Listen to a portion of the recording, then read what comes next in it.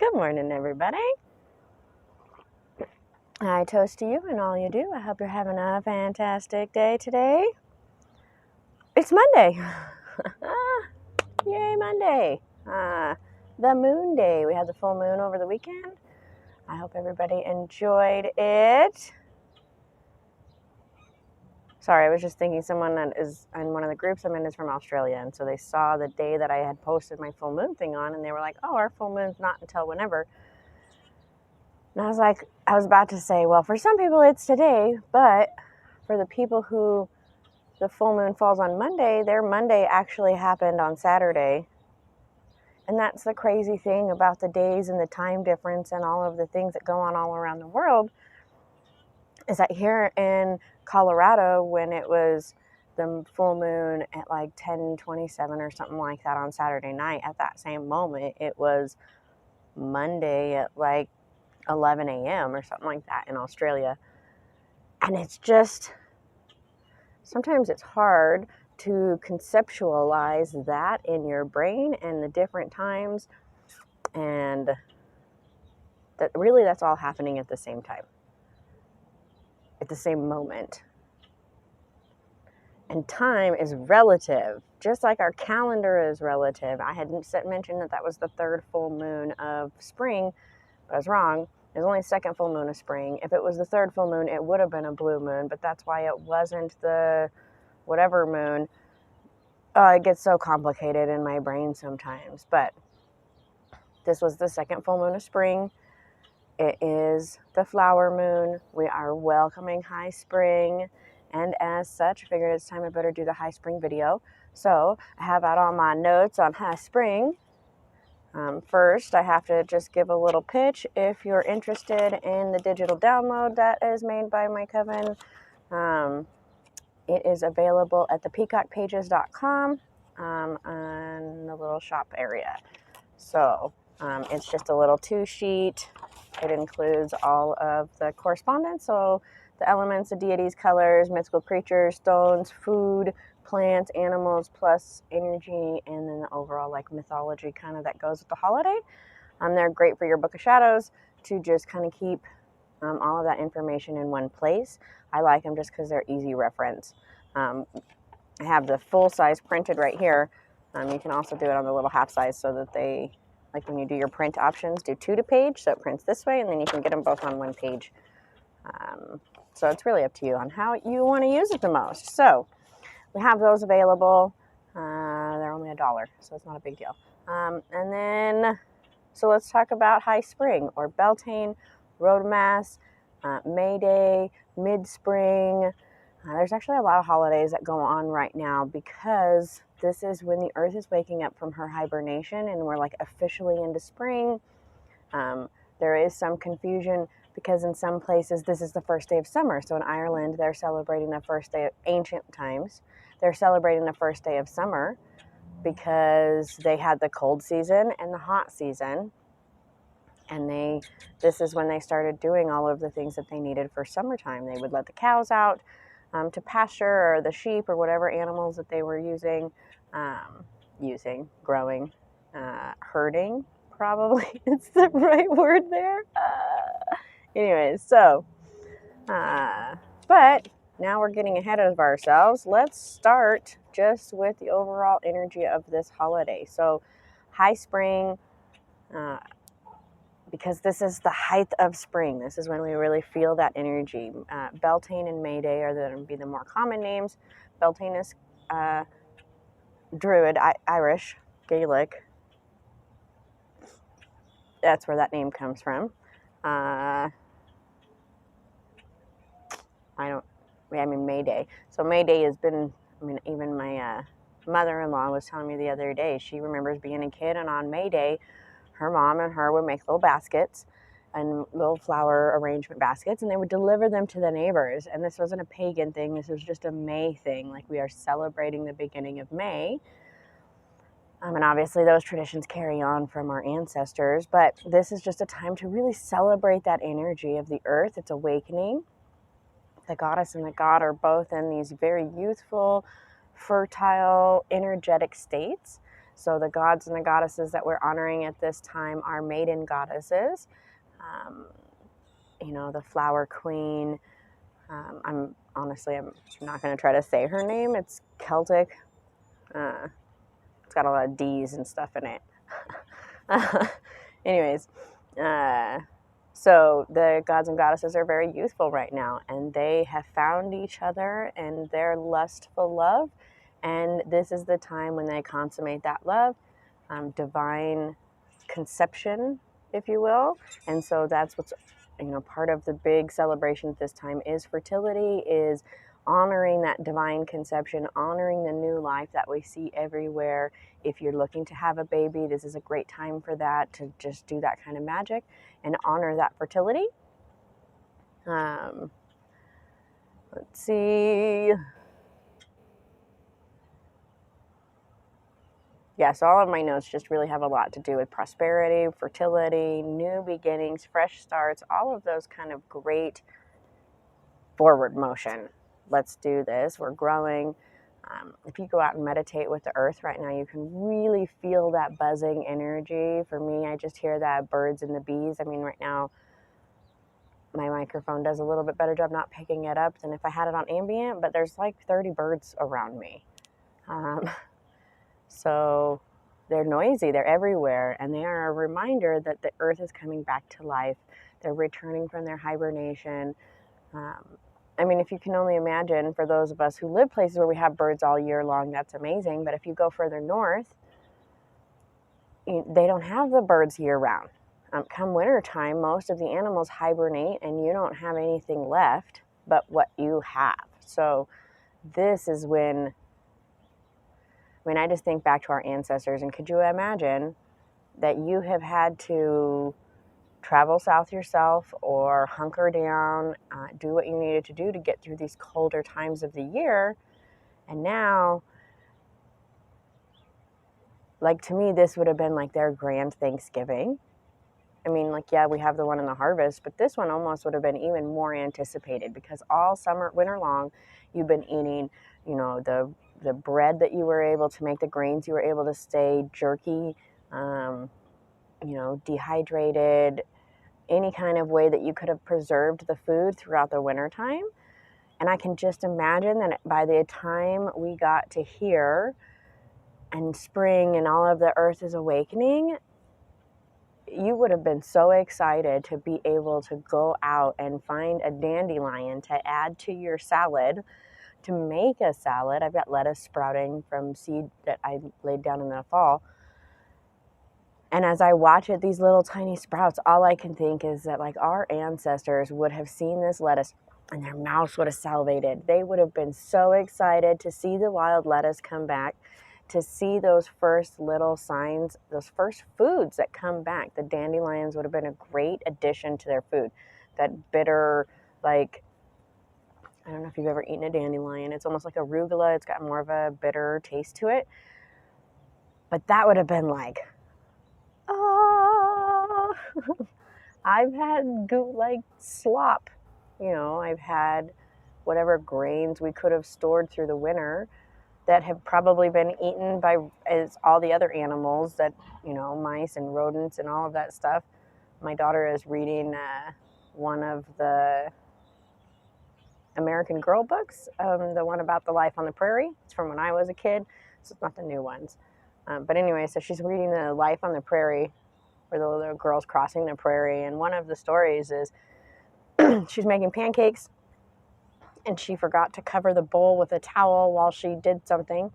And she came back, and the whole top of the pancake thing was covered in mosquitoes and flies, like black with mosquitoes and flies, I think is what the book says. My daughter brings it to me, and she says, "Oh my God, Mom, this is so gross.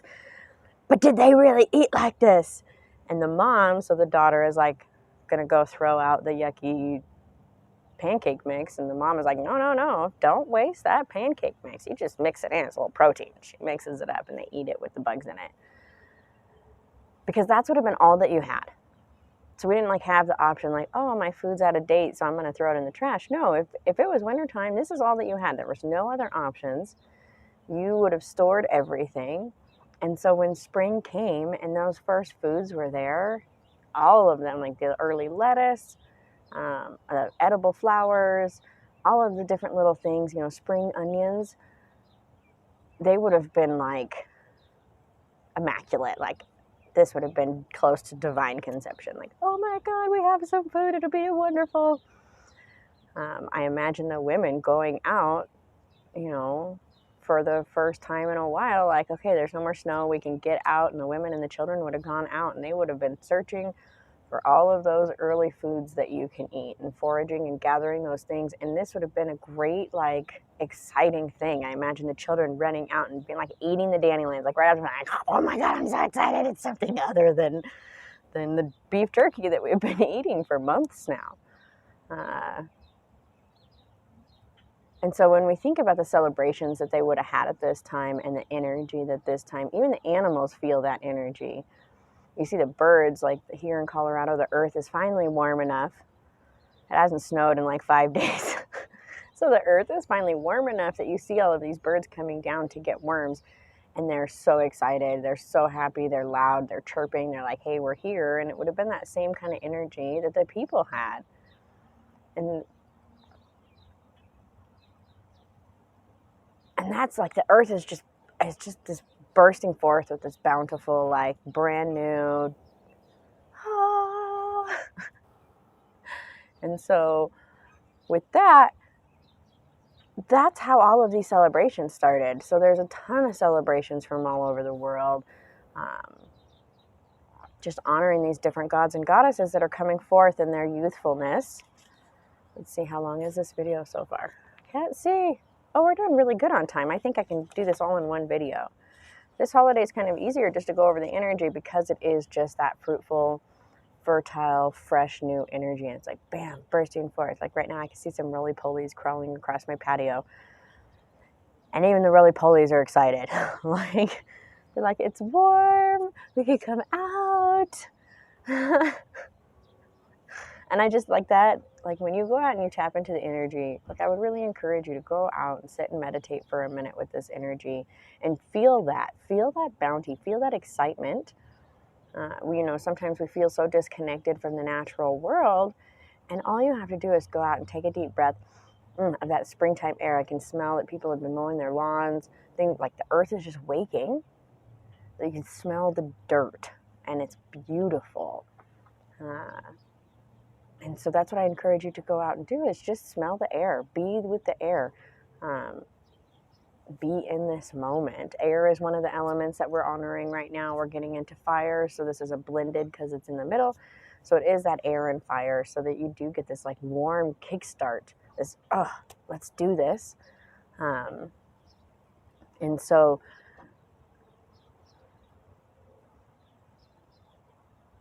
yeah, just feel that energy. Sorry, I felt like there was like this amazing thing that was about to come out of my mouth, and then it didn't. It was like, oh, maybe not. I don't even know what it was going to be, but I just had that thing like, I'm going to say something amazing. And then nothing came out of my mouth. So maybe it's just that you need to go out and sit in silence and listen to the birds and listen to the ambient noises around you of the earth waking up. So I definitely encourage that. Find a blossoming tree. Find a tree with just a few leaves on it, like just those first buds. Sit under that tree. I mean, I imagine those who are further south, that your trees look way different. My tree, my maple tree right here is still naked. It has no leaves on it. It is still waiting. It's just got the little buds that'll turn into leaves. So further south, you are having that prosperous, expanding, like, bam, in your face, here we go. Wow, I just had a thought about people in Australia right now. In Australia, they're about to celebrate the last harvest. So they're coming up on the other side of that. In South America, same thing. So you're coming up on the other side of that. And so the energy is different. This last full moon, sorry, I just had like this crazy thought, like I need to make 2 videos for every full moon because the full moons are different. And the energy is different. Okay, we're going to have to make another video about that. Shh, forget I said anything. We'll come back to that.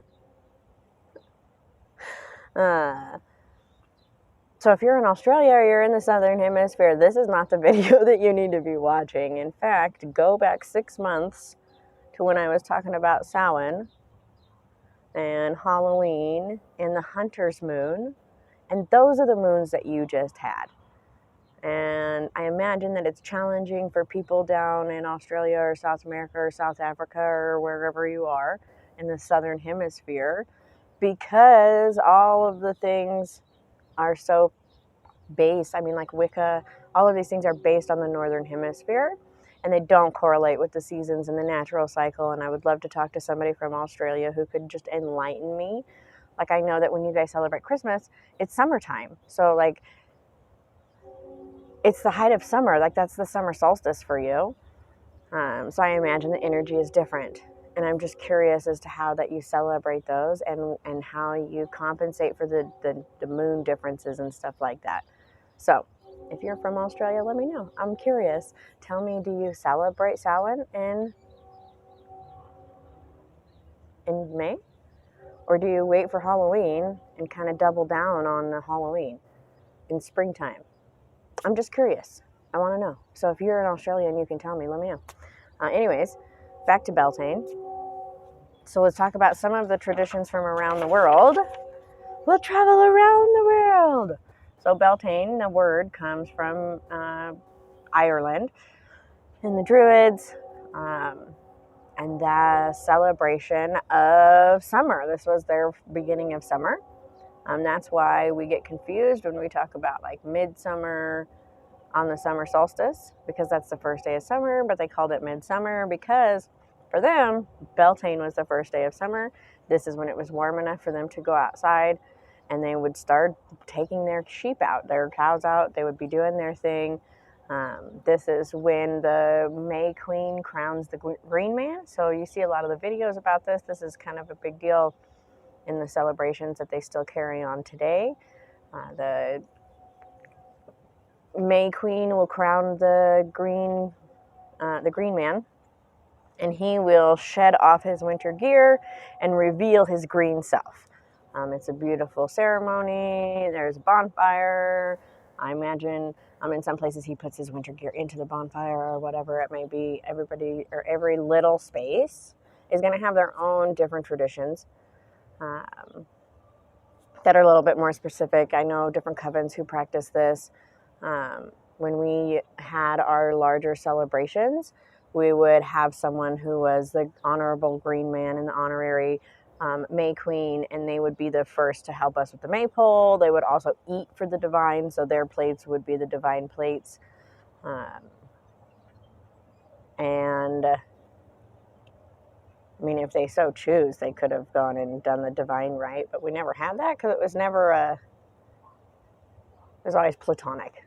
We have a family. It's a family, like my dad, my sisters. It just gets weird if we start doing getting into those other things. So it all stays platonic here. But part of that, traditionally our ancestors would have crowned a queen and a king who would have consummated their love.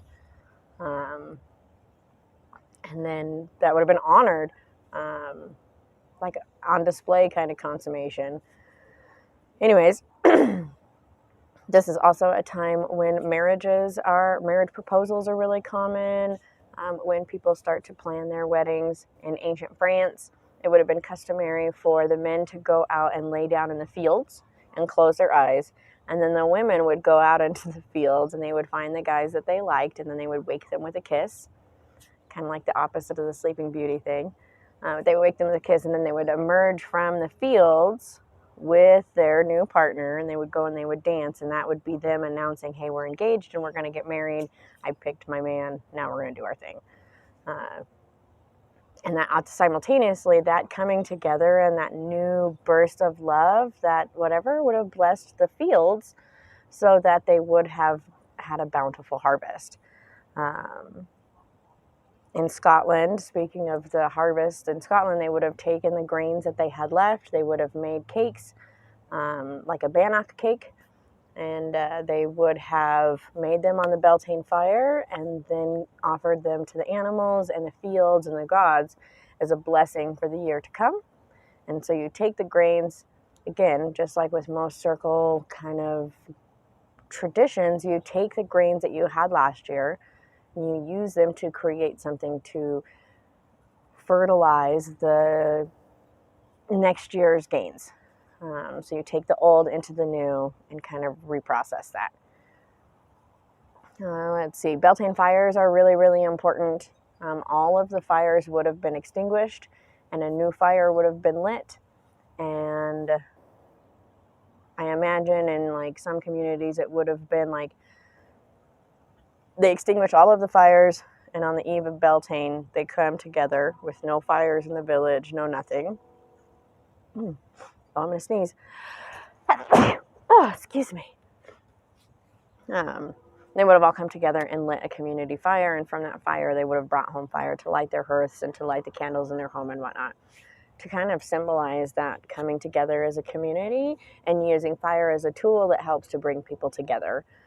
And so that was yep. And then that big fire that they had, the bonfire that was the celebration fire, the ashes then would have been taken and spread over the fields as well, to add to the prosperity of what was to come next when they were doing their planting.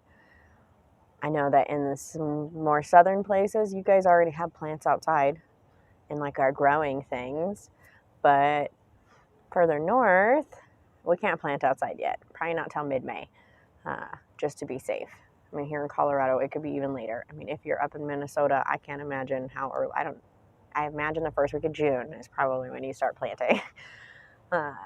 But you think about our ancestors who didn't have lights to like grow inside, their growing seasons were really short. So like this was a really big deal to really put all that you could into the energy of having a good harvest and being able to get out these plants that you needed to happen before the end of your season. So again, just kind of keep those things in mind, that this was a way bigger deal than we give it credit now. We're like, oh, it's Beltane, let's go decorate a pole or whatever. But for our ancestors, this was like a getting busy kind of time, and not just in that kind of way, but in all kinds of ways. Planting the crops, blessing the crops, cleaning out your houses, getting everything ready for summertime, and all of the work that you're going to have to do. Gathering new foods. It just there would have been so much things going on, and this would have been really exciting. Like, yes, I could do stuff because it's not wintertime anymore. All right, so let's keep going around the world. We'll go to Rome, and in Rome, this is the time when the gods of the household were honored. So, your hearth goddess, your home gods, they celebrated the Festival of Flowers on April 27th. So here in a day or so, with love making for 3 days, wearing only flower crowns. I can only imagine that not everybody celebrated that way, but it was probably a big part of the way that it was celebrated. When we read these ancient myths, it's really important to keep in mind that, however, yes, they were a more free-spirited people and they were not confined by Christian morals.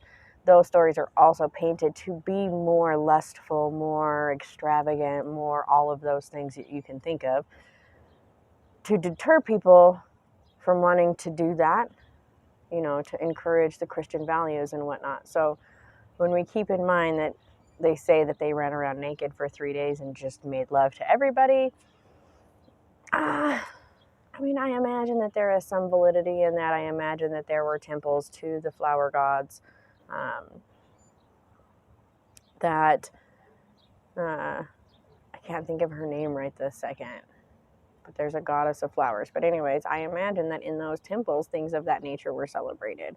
There were those kind of things going on, but I don't think Cindy Joe Blow down the street was running around naked for 3 days, and they had other things to do. So I imagine there was a day of that. There was part of that, some of that going on. Some people wishing that's what was going on, whatever it may be. And the reality of it just doesn't seem realistic. Just saying. Could you imagine running around naked now for 3 days with everybody around you making love? Be like, never mind. Anyways, okay, so It was also customary at this time to play games, get out and celebrate, and do all of that kind of stuff. There was also the fire festival of Bonadia on May 1st or 2nd, depending on where you are. Again, this is our ancestors' calendar did not line up with our calendar.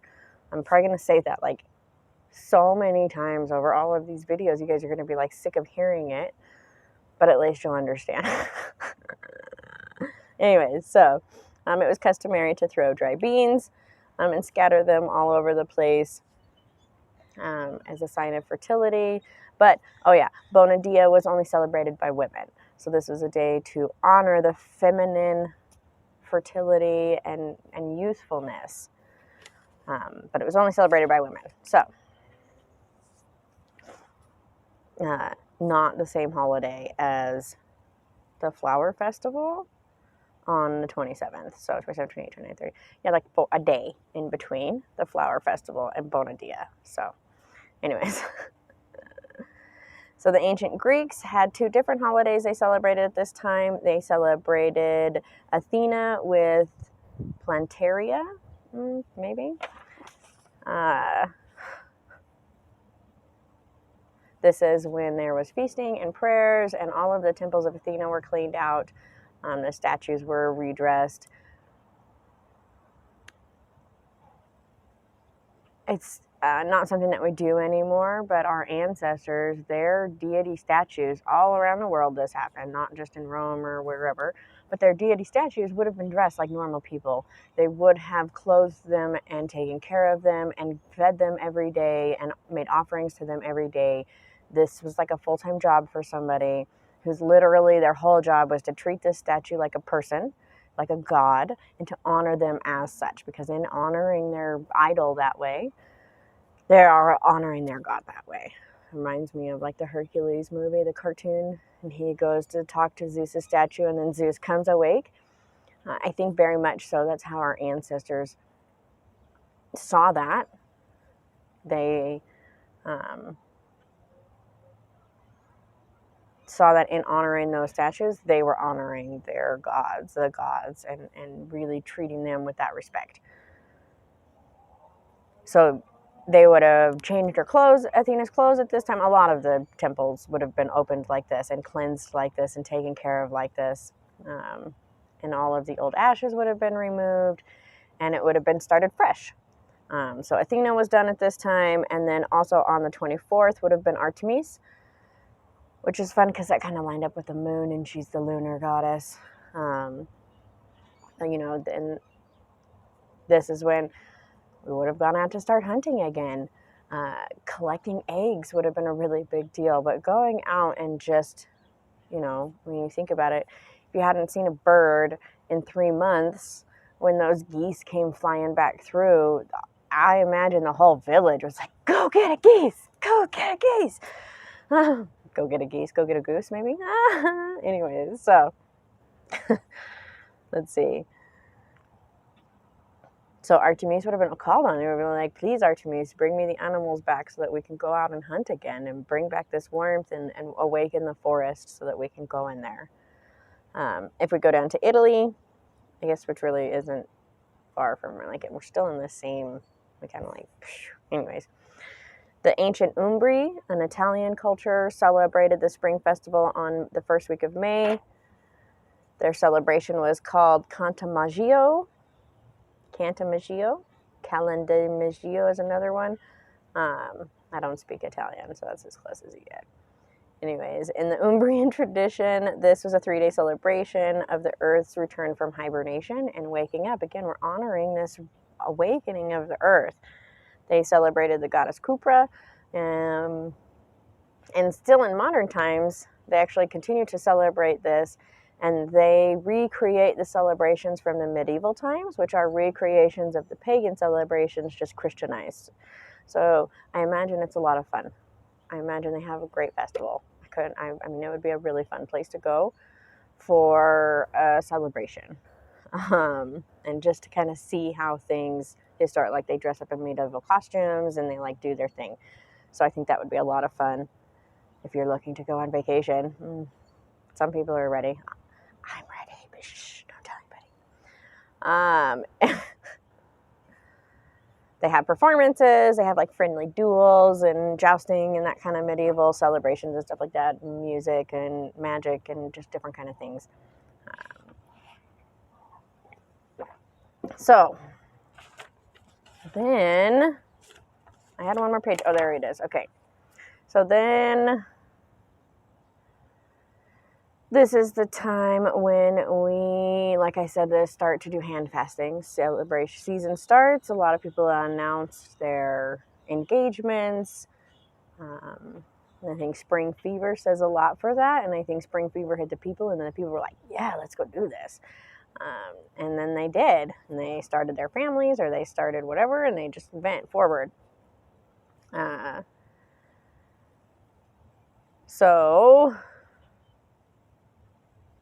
Okay, so now let's go all the way to South America. I almost forgot this little section. In Peru. So it'll be November 1st, technically in Peru.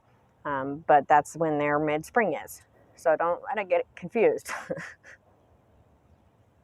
But in Peruvian tradition, they have a week-long celebration of Puno, honoring the birth of Manco Cápac, and the first Peruvian. And so he was born out of the lake of Titicaca, and he walked across the land to find the Peruvian temple, and establish their people.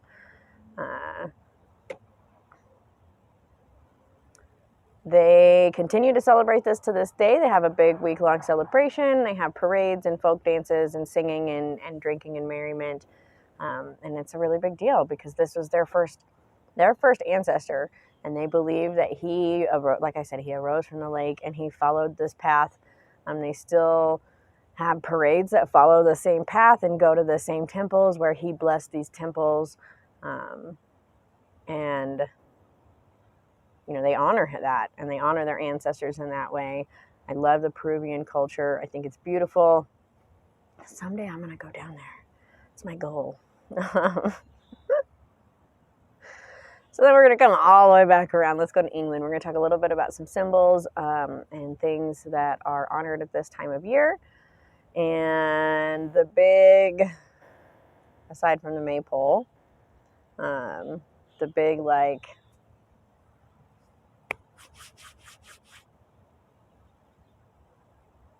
I don't know, it's one of those things like the naked for 3 days thing.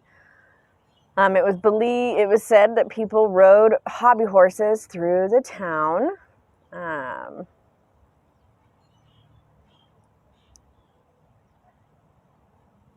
So in some places, a hobby horse person, like the person riding a hobby horse, would have been naked, or they would have been whacking you with like a dead thing, like a dead goat, a goat skin, things of that nature.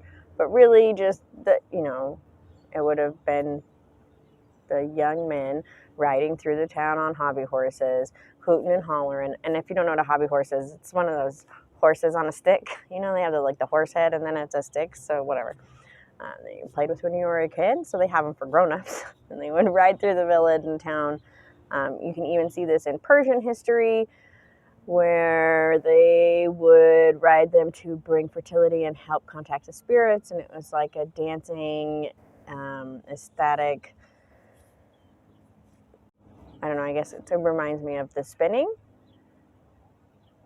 where you spin in a circle or whatever. Oh, crap. Now my video is too long. I don't know if this is all going to go. Hopefully we'll hope, fingers crossed, that it does the whole thing. So flowers are a big deal right now. And then the maypole, obviously, is a big deal. The pole itself is the masculine, the phallic symbol. The wreath with the ribbons that's raised to the top is the feminine, or the cauldron or the hole that it's put into is the feminine aspect, and then you decorate it to seal the love of the gods and bring them together. This is also a time when the fairies are honored. You can leave out offerings to them. You can work with them. Something I didn't say. So during Beltane or May Day, or this time of year, the veil between realms is thinner, and instead of like on Samhain when it is the dead that we see, now it is the spiritual entities. So fairies and elves and gnomes and all of those kind of creatures that we can make contact with and might make contact with you. So this is a great time to like leave out offerings for them, to give your blessings to them.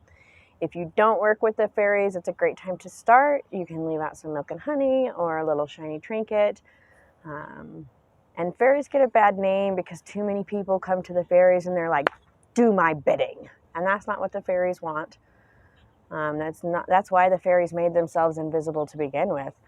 You know, in ancient times, long, long ago, the fairies weren't invisible. The fairies were creatures that everybody could see. They were all over the place, you know, not just fairies, but gnomes and elves and all of these different entities. They're everywhere. And all cultures had them, and it was just a part of being. Well, as time went by, humans and their greed and their lust for the power that these creatures have began to take advantage. And over time, the creatures, the entities, spiritual, whatever, made themselves invisible. They were like, screw these humans. They just want to be assholes to us. So we're no longer going to be here for them in that supportive way. Like it just, okay, sorry, got cut off mid-sentence for so many reasons. But this video is getting really long, so I'm just going to finish up about the fairies. Like I was saying, the fairies got mad at humans, so they made themselves invisible. So now they kind of have this bad reputation because so many humans have kind of been burned by them, scorned by them, whatever. But that's because the humans come and try to take advantage. If you approach the fairies with respect and gratitude and courtesy, they can be really helpful. I have them all over my house. They help me find lost items. They help me fix things that are broken. They help to protect my kids and my house and all of that stuff. And they're great to work with. I also work with like the ganjas, which are a little more mischievous than the fairies. Gnomes, elves, those kind of things. You just make offerings to them. You just honor them and say, hey, I'm here for you and I want to work with you. And I don't want you to work for me, but I want to work with you. So this is a great time to start those relationships and kind of build that up. So I think I covered everything. This video is so long. I'm sorry. Normally I make these into 2 videos, but it was going so good and then I just got sidetracked. So whatever, it is what it is. If you watched all the way to the end, thank you so much for being here. Let me know what you do for Beltane and how you celebrate. Let me know all of those great things. If you have any questions, don't forget to comment and ask, and don't forget to like and subscribe, and I will see you guys all again soon. Many blessings. Oh, there we go. Maybe.